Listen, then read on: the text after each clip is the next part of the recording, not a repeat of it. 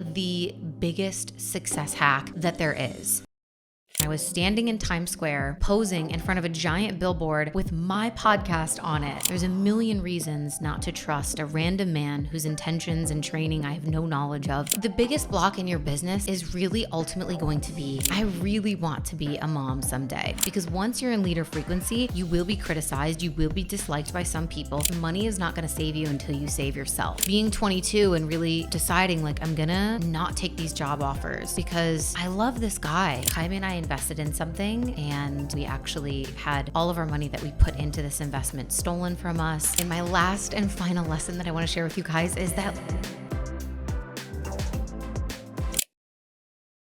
what's up, guys? Welcome back to the podcast. I'm coming to you today from Spain, and it is the last day of my 30th year. So we are in Madrid right now for a trip to see family, friends. We have a wedding that we're going to. We're celebrating my birthday here. There's so much happening, and it's been such a fun trip already, and we're just getting started. But I wanted to sit down and record while I was here. I have like literally nothing on my calendar, pretty much no work to do for the entire time that we're here. But I brought my camera and my mic and all of my stuff, which I'm really proud of myself for doing, because I usually am one to like not really bring my work stuff when I go on vacation. When I'm out of the office, I try to really be out of the office, but I did want to sit down and record a real-time episode because tomorrow is my birthday. By the time you're listening to this, it'll already be past, but I really wanted to sit down and do a kind of like reflective, just solo chat about some of the surprising lessons that I have learned in this past year. Obviously, this was my 30th year. I think it's a big year for every woman. When they turn 30, there's a lot of changes that start to happen. And so I just wanted to sit down and kind of reflect, even just for myself, to really unpack and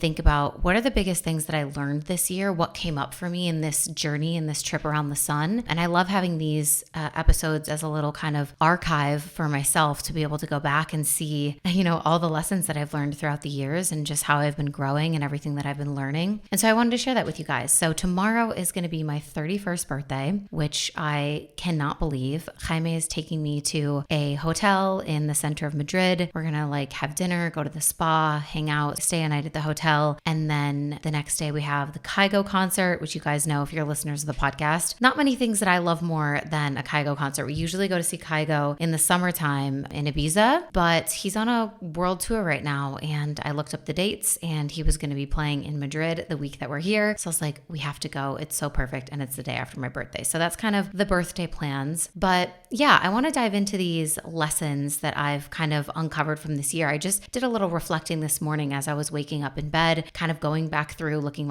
at my camera roll, what happened this year? What are all the things that I accomplished, that I did? What did I learn? What has the universe really been teaching me this year? And so I'm excited to share those with you. So let's dive in. So the first lesson takes us all the way back to last December. And this is something that I've shared on the show before. I think the name of the episode was I was stolen from and psychically attacked, something like that. I didn't end up publishing the episode where I told the whole story of what happened until I think around February, but the incident happened last December, just shortly after my birthday. And that was, if you guys listen to the show, you'll know the story, but that was when Jaime and I invested in something and it turned out to be not a great investment that we made. And we actually had all of our money that we put into this investment stolen from us. The FBI and the police were involved because there was such a large amount of money stolen that it became, a criminal thing. We never got the money back. They never caught the people. So long story short, all of it was lost, but there were family members involved, other people that we love in our lives that also lost money. We personally, I think we got around $70,000 stolen from us, but with our family members included, collectively, it was hundreds of thousands of dollars. So this was a really, really big thing. And I think the biggest lesson that I learned from this was really this idea that money is not going to save you until you save yourself.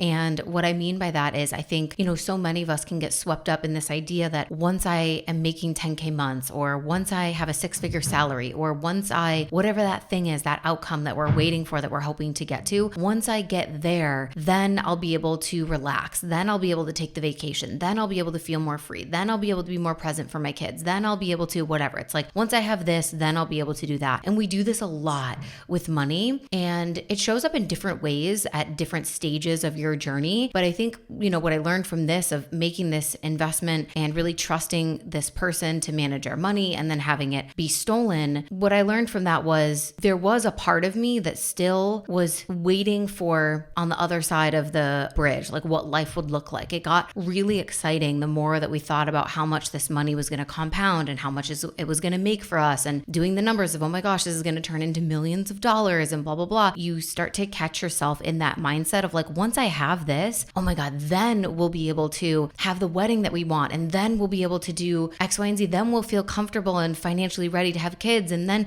there's a lot of like freedom or like light at the end of the tunnel when imagining what that money was going to turn into. And I think it was obviously really hard, and it was obviously harder on my partner than it was for me because it was mainly his project, like his investment that he was working on. And so it was devastating for him. And there was a lot of feelings that came up for him around that, of being really ashamed, embarrassed, disappointed, angry. And I talked more about that in depth in that episode that I posted in February about, being stolen from, and then the psychic attacks and a lot of the, heavier stuff that kind of happened for us at the end of last year. So December of 2023, from that, it was ultimately a blessing in disguise. So it was really challenging, but it was a blessing in the sense that it solidified for me once again in a new way, because we learn lessons and then we learn them again on a deeper level, right? It's like that spiral of healing where you're going deeper and deeper, and you continue to learn similar lessons, but in new ways and more profound levels. And so that was another really important money lesson for me of, no matter where you're at financially, there can always be that like shiny object or that dangling carrot that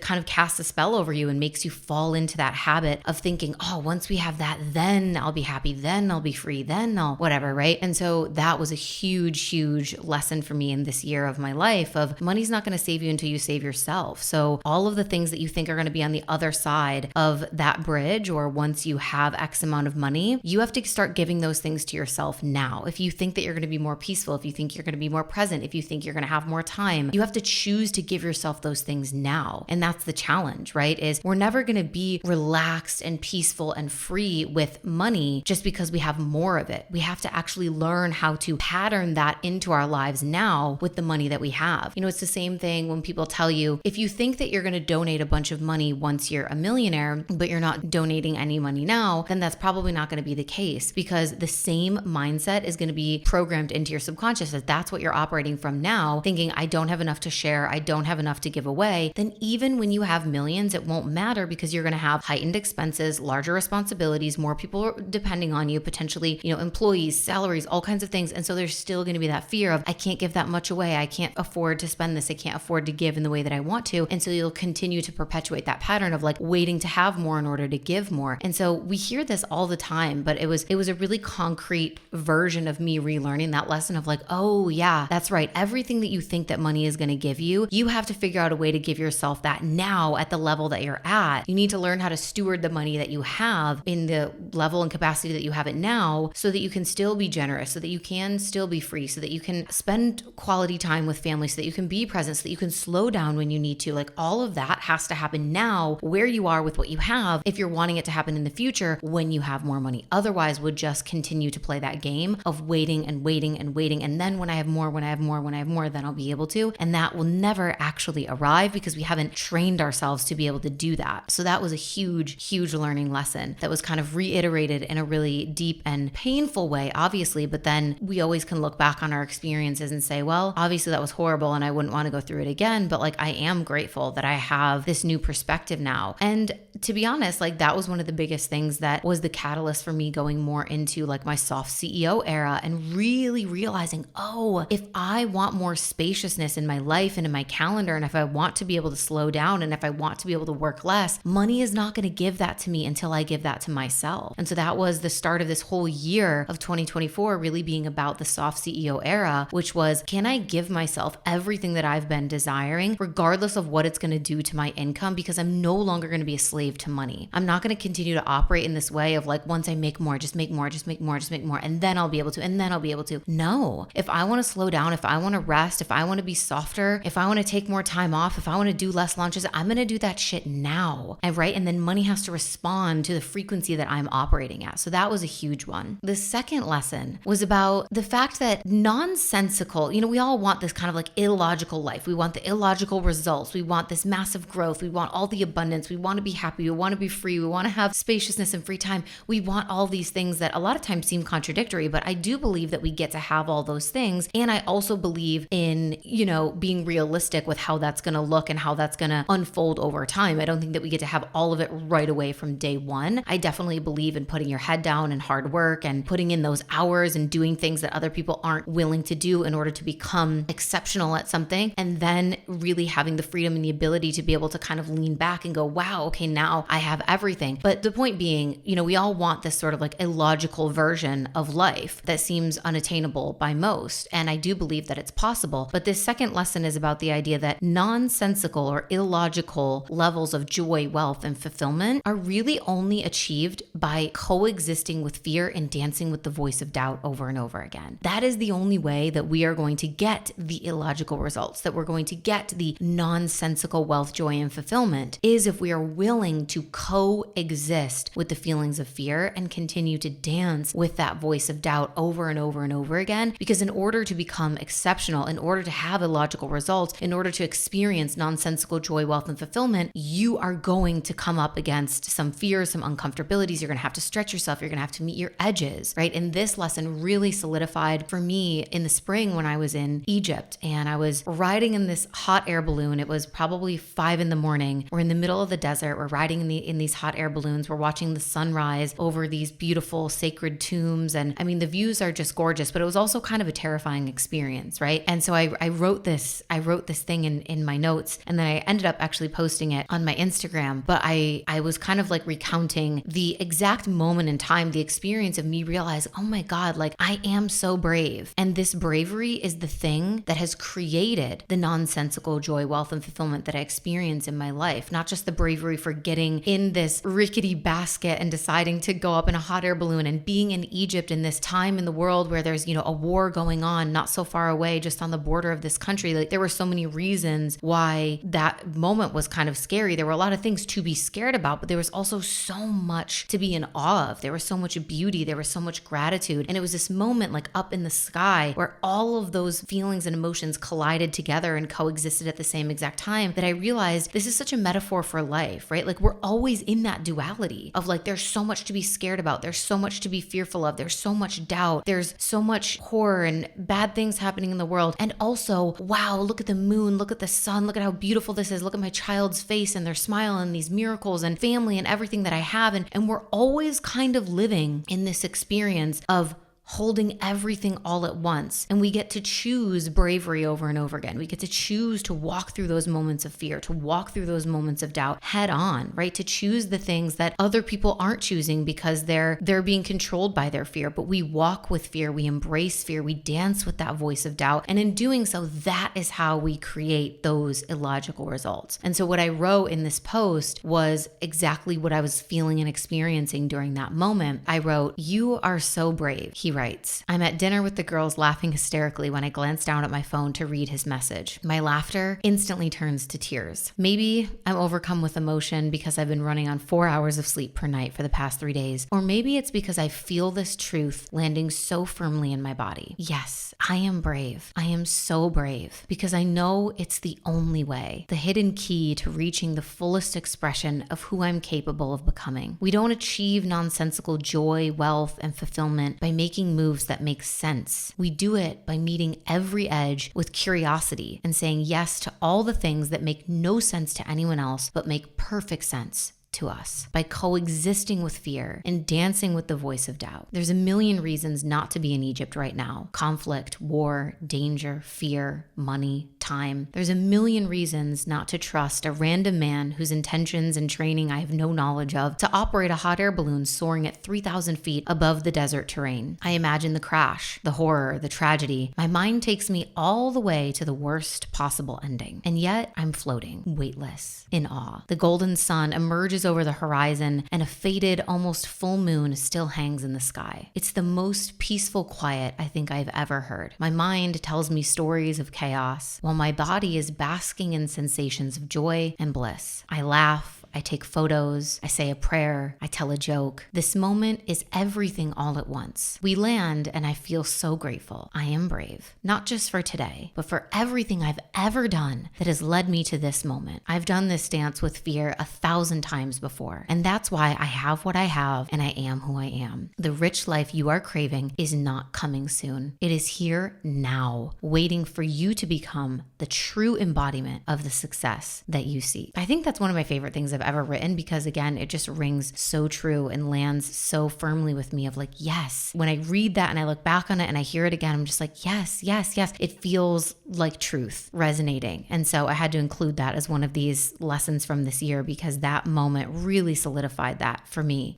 of like, it can be everything happening all at once. And yet we're floating and we're in gratitude. And, we continue to move through life, facing those fears and doubts head on. And that is how we create this result. That is how we become powerful women. That is how we become the type of people that get to lift others up and get to inspire and get to affect massive change and create these ripple effects throughout the world. That is the only way. The third lesson that really got solidified for me this year in my 30th year was that I really want to be a mom someday. And sometimes I wonder if you guys are sick of hearing me talk about this because I feel like every time I have someone on the podcast who's a mom, I ask them about their journey with being an entrepreneur and going into motherhood and blah, blah, blah. But it's just been so present for me this whole past year. And I'm sure you've noticed that from listening to the podcast. And if you listen to the Egypt series, the 3-part series that I did after Egypt about all the things that transpired on that trip, which was, if you guys haven't listened to the Egypt series, go listen to it. There's so much in those 3 episodes. Man, that was probably one of my favorite things that I've recorded this year. And a lot of you sent so much incredible feedback about those episodes too, about just loving them, being enthralled and not being able to stop and going from 1 to 2 to 3. So many stories to be told in those episodes. But if you listened, you'll know that I was getting all the signs also when I was in Egypt, with goddess Hathor kind of being the goddess of fertility. And she was the goddess that was really waiting for me to initiate me in Egypt. And the medicine man telling me that in a past life, I was a priestess of Hathor and I studied underneath her. And then her coming through the clouds to me in a vision as we were meditating at the Great Sphinx at the site of the Akashic Records. And I saw her coming through the clouds and holding this swaddled baby and handing it to me. And then even just recently, when I went to that event in Miami and I told you guys about the tarot reader / psychic, some of you guys said it didn't sound like tarot. It sounded like it was a psychic.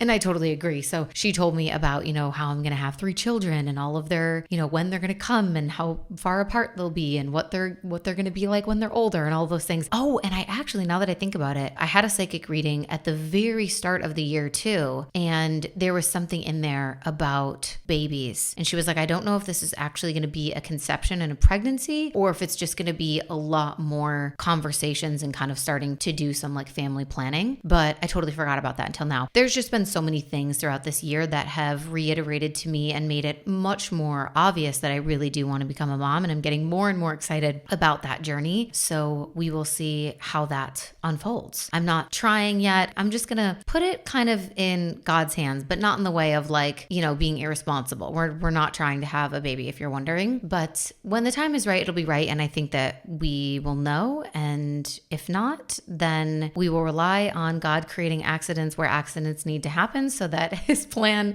can come to life. So that's kind of where we're at with that. But that was something that I also couldn't leave out because it was such a huge theme for me this year, coming up in so many different ways, just this idea of motherhood and being excited for that next chapter of life. Lesson number 4 is that leadership is a frequency, right? And I feel like I've stepped so much more into this in the past year. Every year, we continue to grow as women, as business owners, and we get stronger in our leadership. But I really feel like my skills as a embodied feminine leader have become a lot stronger in the past year. And I've learned so much that leadership truly is a frequency. You don't have to necessarily say the right thing or the perfect thing in order to be considered an authority or to have people looking up to you or to have people wanting to follow your leadership. You just really have to move like an authority. You have to move like a leader, right? Because everyone, at least, in the online space, wants to be an authority. And we talk about authority content and all these ways to create more authority, build more authority into your content, blah, blah, blah, blah, blah, blah. Everyone wants that. But most people are not willing to actually move like an authority, right? To actually take risk like an authority figure, to be disliked like an authority figure, to hold the responsibility responsibility of an authority figure and to firmly direct their business like an authority figure instead of outsourcing their power to everyone else and waiting for a coach to tell them exactly what to do or copying what the other successful people are doing. Most people want to have this authoritative energy and to have this frequency of leadership, but they're not willing to actually do what it takes. They're not willing to be embodied in that. And I think the moment that we start to get criticized or we receive some kind of hate or people are copying us, we get really in our heads about what this means. But if those things are not happening to you yet, then it means that you're not in leader frequency. Because once you're in leader frequency, you will be criticized, you will be disliked by some people, and you will be copied because people will see you as an example. People will see you as a template, as a version of success. And so of course those things are going to start to happen to you, right? Being a leader in your space, where whatever you do for work, it means that some people are going to love you while others are probably going to try to tear you down or copy your ideas. So when and if these things start happening to you, yes, it sucks. It's never fun. It's not comfortable, but it also means that you're really on the right track of stepping deeper into your own leadership. And being an authority, particularly online, I think is a lot less about what you're saying in your content. And it's really a lot more about who you're being, right? How are you moving behind the scenes? Who are you as an individual? What is your integrity like? How do you treat the people on your team? What are your in-person experiences like? What is the energy that your clients get from you when they're in your spaces, either virtually or in person, right? Leadership is a frequency, and it's a grounded, self-assured, confident, purposeful energy. And this is what makes people want to follow you. When you have this type of grounded, self-assured, confident, purposeful energy, people don't need to be convinced by your plan or your marketing. They are just ready to follow because they can feel it. They can feel that you're a leader. And this is something that is so, so important for business owners of all kinds to learn, because that's how we create movements, right? And that's ultimately, that's what I want to do. That's what I know all of my clients want to do. We're not here to just sell something random and make money. We're doing really purposeful work. We're selling from the heart. We want to make an impact. We want to change people's lives, and we want to build these movements. You can't create a movement if you are not a leader, right? Every movement is spearheaded by a really strong and inspiring leader. And that is a frequency that we have to learn to operate at. So that is one of the main things that we kind of talk about and work through and start to develop and adopt inside of Top Tier Mastermind, which is my kind of high level business mastermind space. It's going to be starting in January. So if you haven't applied yet and you're interested, if you want to work with me in close proximity and kind of be in this intimate high level mastermind space, Top Tier is definitely going to be the space to be. I'm so excited. We're going to spend the whole year together. We're still going to have our in-person immersion event in Miami. And yeah, it's just one of my favorite spaces. And so this is one of the biggest lessons from this past year, because having run Top Tier for, I think it's been a year and a half now. This is just, even for me, it's gotten stronger and stronger. Obviously, this is one of our main themes and something that we teach inside of Top Tier. Even for me, like leading that space and guiding that space and having multiple cohorts of women come through and doing all these different immersions and everything, like that has really strengthened and solidified my own leadership. And I really, really enjoyed that process. And kind of going off of that, lesson number 5 is, for most people, most of the time, the biggest block in your business is really ultimately going to be you. People always think it's like a strategy or it's a funnel or some hack that they're missing, but it's not. It's you, right? And I think I told you guys about this. I went to an event in Miami this year, and there was a psychologist on stage, and she was talking about the different attachment styles. And it was like a light bulb moment for me. It became so clear to me that being a secure CEO, right? Securely attached, but in relation to not just your romantic partnerships, but also your business, being securely attached in your business is probably the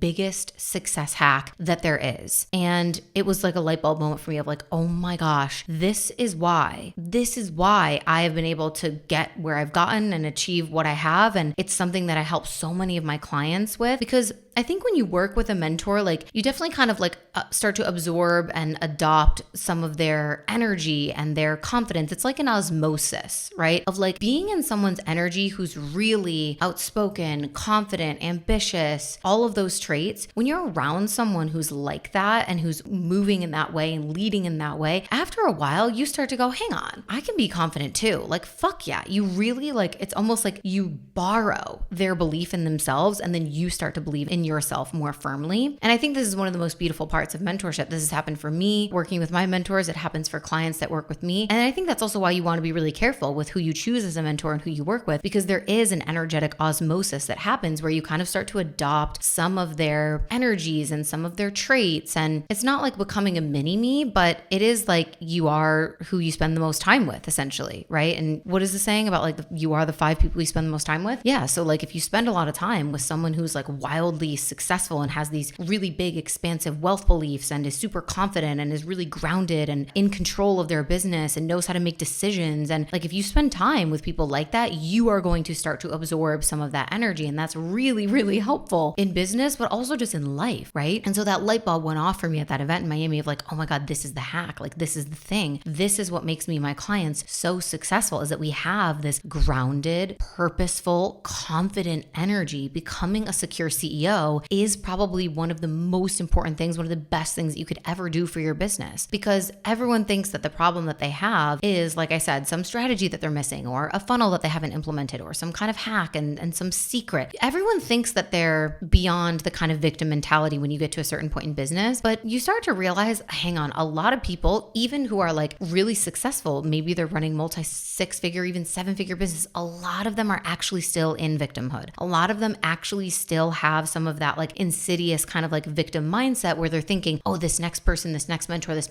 next course is going to give me the secret, that, you know, the missing thing that I haven't discovered yet. It's like finding a gem in the desert and you're going to rub the stone and a genie's going to come out and it's going to solve all your business problems. Like we think that we're beyond that, but if we really, really look at it and analyze it, a lot of us are still operating in that way. We think that it's something else outside of ourselves, some secret that we have to go and find that somebody else has that we don't know about, that's going to be the thing that fixes everything for us. But it's not. It's you. You are the block. Right? It's your bullshit that you keep burying. It's the patterns that you're not breaking. It's the overthinking, the insecurity, the comparison, the fear of not enough people buying, the instability in your relationships behind the scenes, entertaining toxic dynamics with family members, not setting boundaries, trying to put on a brave face and your presenter hat when you're making content instead of just being your fucking self. It's constantly living in fight or flight, not learning how to heal your nervous system, not knowing how to stop working all the time or how to rest or how to take a weekend off, or the opposite, not knowing how to get your ass in gear and get out of that like feminine chaos where you've been in floaty, flitty, twitty land for too long, right? Kind of flailing between this like hyper masculine and hyper feminine, outsourcing your power and continuing to buy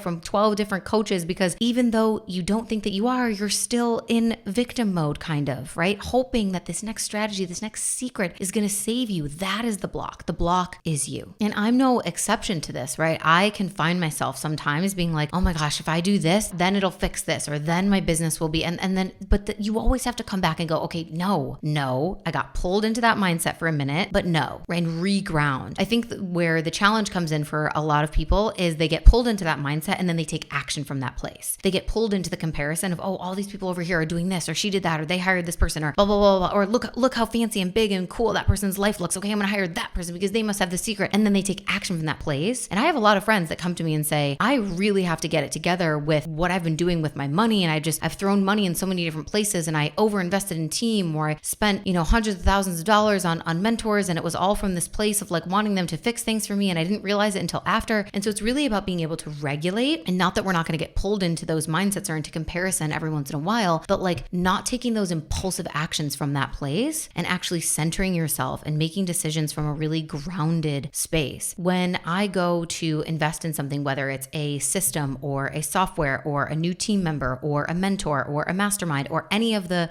various things that I invest in to make my life and my business better, I'm making sure that I am in a really grounded, centered energy. And I am sure that this is the thing that I really want to do. It doesn't feel, the energy behind it isn't like needy of like, oh my God, this is going to fix something for me. It's pure desire. It's coming from pleasure. It's coming from a want. It's like, I would love to do this. This actually feels really beautiful and expansive and exciting to me. And it doesn't mean that investments never feel scary. They do, but there's a very big difference between feeling this energy of like neediness of like, oh my God, if I just do this, then it's going to fix something for me or it's going to solve this problem. Making impulsive decisions from that place is going to create even more problems in your business. And this is how a lot of coaches, especially because, we're indoctrinated in this space to like invest. And while investing in yourself is really important, I think that it needs to come from a grounded and regulated space because it's chronic, the amount of people that have gone into debt or completely bankrupted their businesses because they invested from those impulsive spaces of feeling a little bit in victim mode, like someone was going to have this like secret superpower that was going to fix them. So this for me, like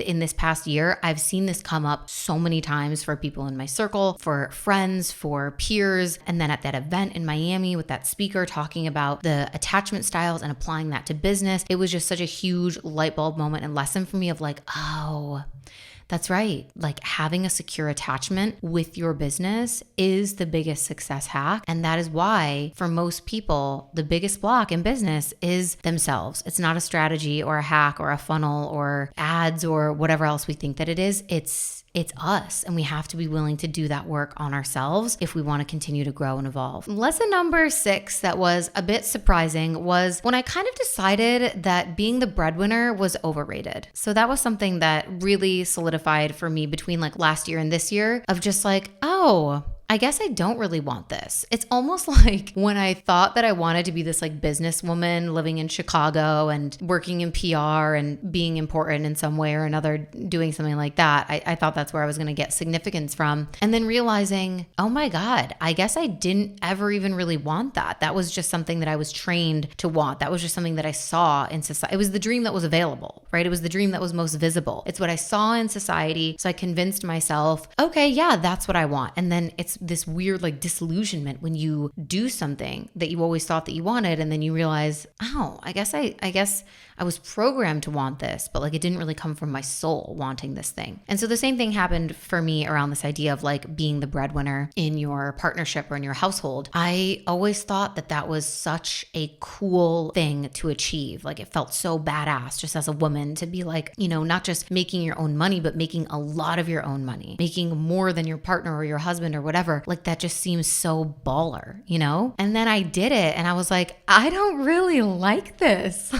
Like, this is not really all that it's cracked up to be. And it's not about like, I'm wanting to earn less money. It was just really more about like the dynamic, especially in a heterosexual relationship where, my partner is a man and he has primarily masculine energy. And I desire to be in my feminine energy in the relationship with this man and kind of realizing that there's a lot of like love and money are so connected. And we've always talked about that on this show. I think that's is that one of our most popular episodes? I don't know, but there's an episode that so many people have listened to about like love and money. And I mean, they're connected in astrology. They're ruled by the same planet. Like we know this, right? But it was another like a big aha realization for me of like, oh my gosh, yeah, a lot of our polarity with our partners can be influenced by the financial dynamics in a relationship, whether we want that to be the case or not. I really believe that it simply just is. And so I don't dream of retiring my partner or having him come to work for me in my business. I just realized that I don't like being the breadwinner, because as an entrepreneur, like a lot of things already feel heavy as a woman. We already have to exercise a lot of our masculine energy in order to run a company and build a business and be strategic and set up these systems and manage other people and all these things. Let alone like if I were to add the pressure of now my company is the only source of income for our entire family, especially if we have kids one day, like no, thank you. Oh my goodness. That feels so full of pressure. My body rejects that whole idea. I don't like it at all. And I also really enjoy having separate work lives from my partner. I don't want to be his boss. I think I'm bossy enough as is. Like I don't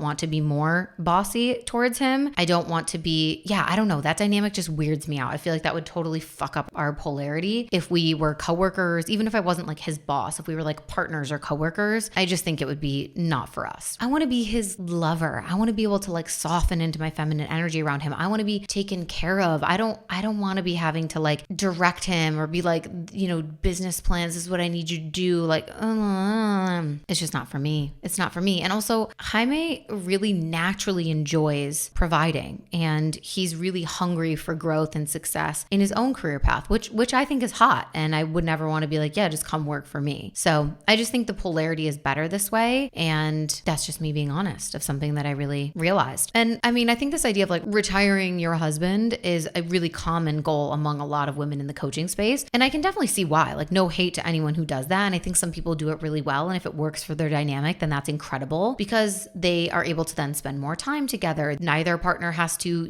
ask for vacation days. There's so much more flexibility and freedom of working from home or working from anywhere, traveling whenever they want, right? Especially when it comes to like raising kids. That's a beautiful dynamic to have more freedom in terms of like managing your family and also liberating your partner potentially from a draining or highly demanding job that they hate. Like if you can do that by bringing them onto your team or into your company, that's awesome. I totally get it. Like it makes sense. It just doesn't feel like something that I want to strive for personally. And maybe that's because Jaime and I have both already worked from home for years and spent lots of time together. But yeah, I just really like the idea of us doing our own things and thriving in our separate zones of genius, and also getting to tell each other about what happened at work today. And every dinner conversation or every conversation period is not becoming about our business or like the strategy or the next goals, which I think could easily happen because we already talk about my business a lot because it's a huge part of my life. It's a huge part of our life, right? But if he was also working in the business, I think our lives would just turn into a giant conversation about business. I like missing each other when we have busy days apart, when he's off doing something, or I'm on a trip, or I'm going to an event, or I'm hosting a retreat, or if I'm just like busy with clients all day and he's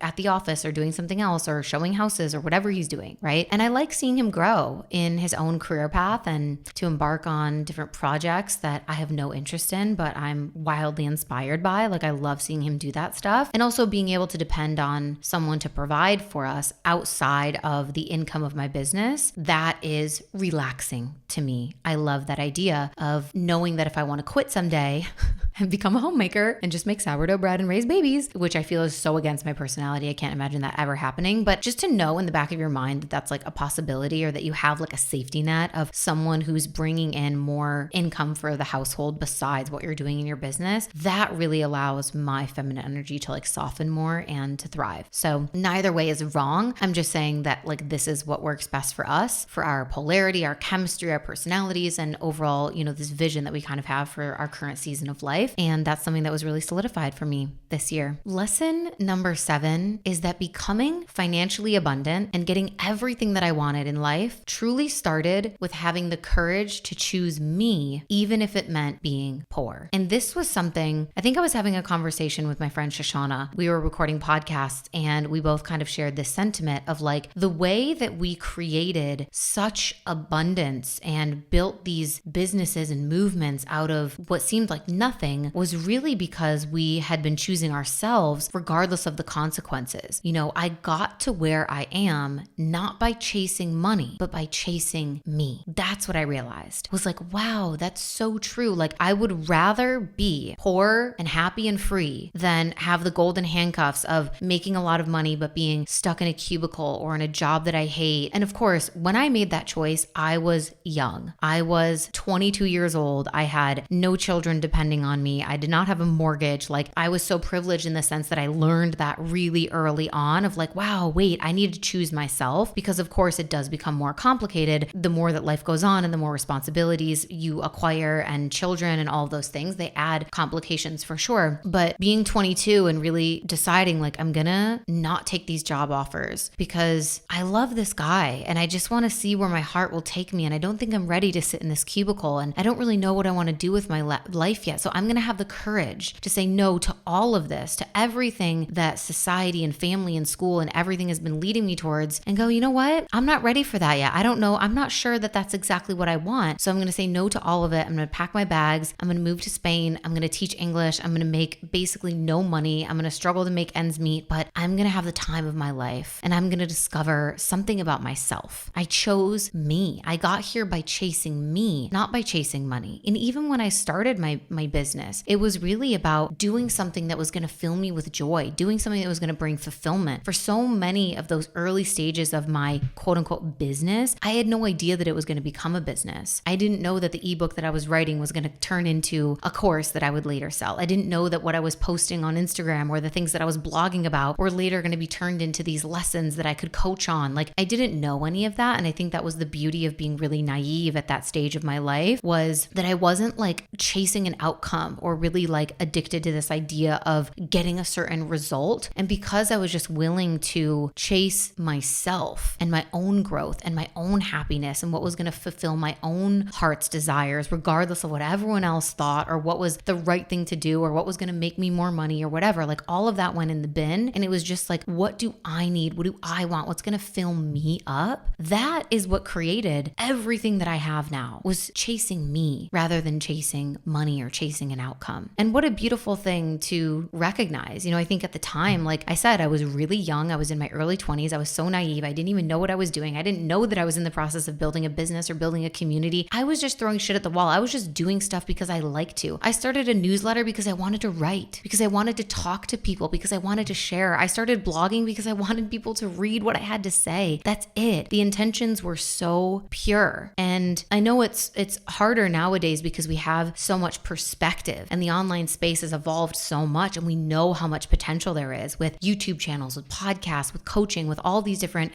being a creator on social media. There's so many different opportunities now that we have an awareness that we can no longer turn off. Like we can't go from knowing that those things are possible to then being completely naive so that we can then go in with pure intentions. But I do think that this is still applicable today for a lot of people, of just understanding that there are so many ways that your body is probably currently asking you to choose yourself. And for whatever reason, you are still rejecting that because you think that you need something else first. You think that something else has to be created before you can choose yourself. And whatever that means for you, whether it's health or it's leaving a relationship or it's traveling more or it's moving to a different city or a different country, or like there's things that you want. There's things that your soul and your body is asking you for, that it's craving, and you keep putting it off and saying later, later, later, when the time is right, when there's more money, when I'm more comfortable, when it's better. And you get to choose yourself. And in choosing yourself, I can promise you that miracles and magic is going to be created in your life. Getting everything that I wanted in life came from having the courage to choose me, even if it meant that there was going to be consequences, even if it meant that people weren't going to understand, or they were going to judge me, or I was going to be not supported, or I wasn't going to make a lot of money. Like all of those things were on the table, and I still said, I choose me. I choose me. And so I just think that that's a really, really huge key for creating success in your life, is actually being willing to choose yourself, regardless of what the consequences are that are attached to that. And that there's so many people that are unwilling, that are not, going back to one of our other lessons, that are not willing to dance with that voice of doubt and to coexist with that feeling of fear. But it became so clear for me this year, just like another big aha moment of like, wow, yeah, that really is how I got here. That really is how all of this has been created. And the same for so many of my clients, right? And so there's such magic in choosing yourself. So whatever that means for you, take that and do something about it. Okay, and my last and final lesson that I want to share with you guys is that life gets bigger when you do. You know that this is one of my main mantras, to live bigger, but I really felt this so deeply this year when I was standing in Times Square in New York City, posing in front of a giant billboard with my podcast on it. I just thought, wow, this is the best example that I've ever felt of what it means to live bigger. And the reason why I say life gets bigger when you do is because I think so many of us are waiting for the world to give us permission to take up space, or to be proud of our work, or to love ourselves loudly. Like we're waiting for other people to be like, wow, you look really good, for us to be like, oh my God, I look really good. We're waiting for the world to be like, oh my gosh, your podcast changed my life, or your work is so powerful, for us to actually show up and take up a lot of space and be loud of like, yeah, my work is so fucking powerful, right? But we have to go first. We have to go first. You have to get bigger, and then your life will respond. It's kind of like how people say you teach someone how to love you by the way that you treat yourself. And I also think that we teach the world how to perceive us with the way that we perceive ourselves. And that's all in our energy. So adopting a larger, more expansive idea of who you are, of what you bring to the table, of your worth, of what you're capable of, is where this all starts. Life gets bigger when you do. When your concept of self becomes bigger, then your life responds to that. And your business gets bigger when your risks do, right? right? Which it follows the same thing. Like life gets bigger when you do. Okay, your business is going to get bigger when your risks get bigger because that's a version of you expanding yourself. Most of us are working hard trying to go from the outside in when really the work that we need to be doing is from the inside out, right? The work that we really need to be doing is around expanding ourselves first, expanding your self-concept, expanding your identity, expanding what you believe that you're ready for, expanding your capacity for wealth, expanding your tolerance for risk, expanding your generosity, like we talked about, expanding your comfort zone, expanding your idea of your own potential. It's time to go bigger because when you go bigger, life responds in accordance. So 2025 is right around the corner, and I'm so excited for what's to come personally, professionally, with the podcast, and with each and every one of you in this community. I just know that there's so much magic that's going to unfold for us, and I can't wait to see what that looks like. And I would just want to thank you guys for, spending another year with me as I turn 31 tomorrow and continuing to grow with me each year. I mean, this podcast started in 2020 and it's about to be 2025, which is crazy. And we've published an episode, at least one episode every single week, sometimes more. We are now on YouTube. We've been doing video episodes for over a year, which is absolutely crazy. There's a lot more people working behind the scenes on this show. I have dreams this year of doing a lot more in-person recordings with guests and potentially even building a studio, just so many projects in the work, but they are only possible because of you and your listenership and wanting to follow along on this journey with me. So I just wanted to take this birthday episode to really thank you for riding with me and being on the path with me and continuing to tune in each week. It means more to me than you'll ever know. Your listens are what allow me to do the job that I've always dreamed of. And they're also what allow me to continue to do this work of helping so many other women change their lives and really build heart-centered businesses that are impacting so many people around the world in such a positive way. Just to see the ripple effect that this community, podcast, and all of the courses and programs, masterminds, and everything, all of this that's been created from